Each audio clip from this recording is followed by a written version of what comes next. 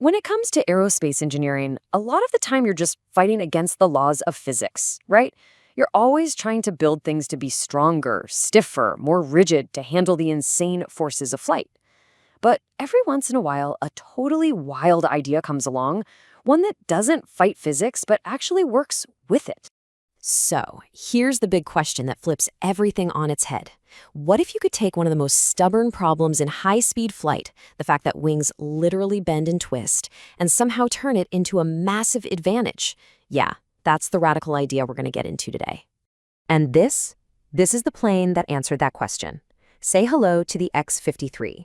Now, it might look like a regular FA-18 Hornet fighter jet, but it's actually this incredible one-of-a-kind flying laboratory.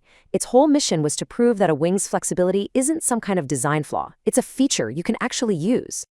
Okay, but before we can really get why the X-53 is so cool, we have to talk about the problem it was built to solve. It's a fundamental challenge that every single aircraft faces when it starts pushing the limits of speed and agility. The fancy term for this is aeroelasticity. It's basically the tug-of-war between the air pushing on a wing and the wing's own flexibility. Think about it like this. Grab a plastic ruler at one end and try to twist it. Easy, right? Now, imagine trying to do that same twist while holding it out the window of a car on the highway. The wind is going to fight you. Well, an airplane's wing is dealing with that, but on a much, much bigger scale. The faster it goes, the more the air tries to twist that wing in ways the pilot really doesn't want. And here's where it gets really tricky. So, a pilot wants to roll the plane. They move the ailerons, those flaps on the wing, to do it. But at super high speeds, that very action creates so much aerodynamic pressure that it physically twists the entire wing in the opposite direction.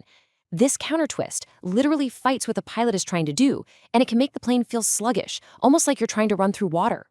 For decades, the solution was pretty much just brute force. If the wing is twisting too much, well, just make it stiffer. That meant piling on more and more structural material, which of course means adding a ton of weight. And in the world of aviation, weight is always the enemy. It kills your fuel efficiency, limits your payload. It just hurts performance all around. And this is where the story gets really good.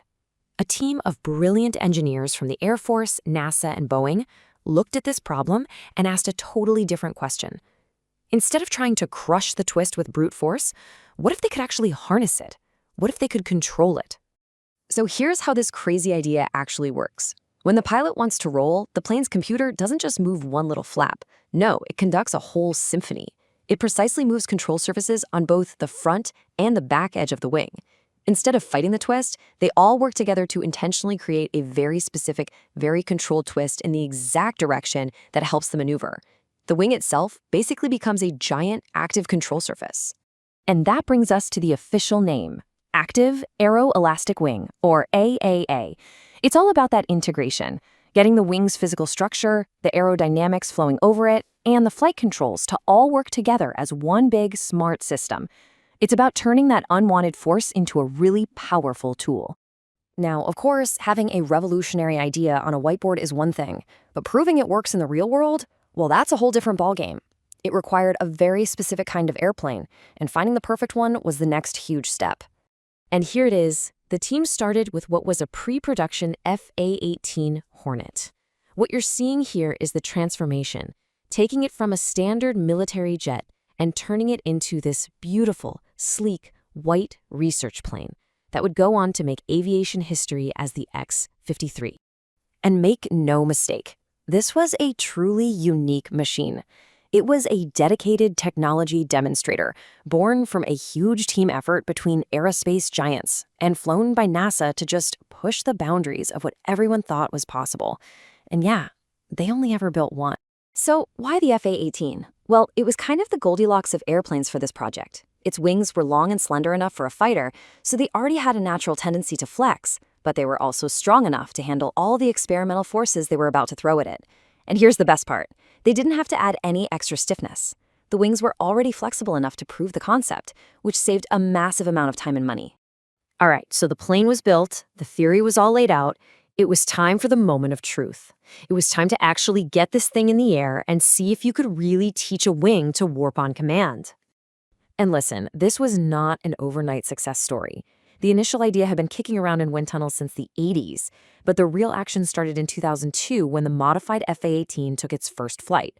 Over the next few years, test pilots pushed this plane to its limits, and finally, a series of roll maneuvers proved, without a doubt, that the technology worked.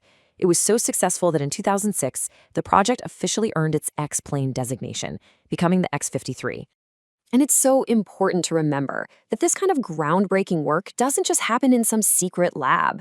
It was a massive team effort, a real collaboration. You had the vision from the Air Force Research Lab, the manufacturing genius of Boeing's Phantom Works, and the unmatched flight testing skill of NASA, all coming together to make it happen.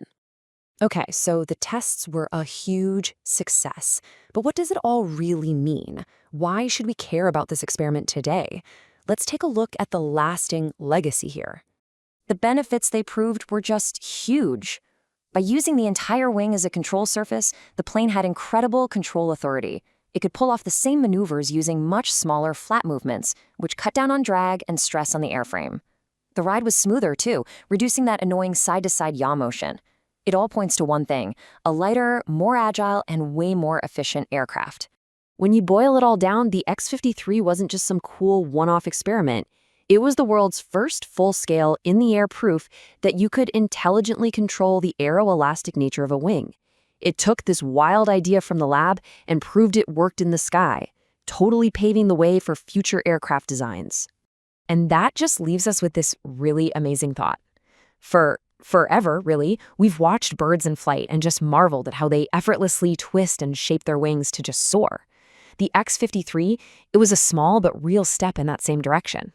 And it really makes you wonder, could this exact technology, the one that lets a metal wing warp on command, be the key to one day finally achieving that same natural breathtaking efficiency in the planes we build?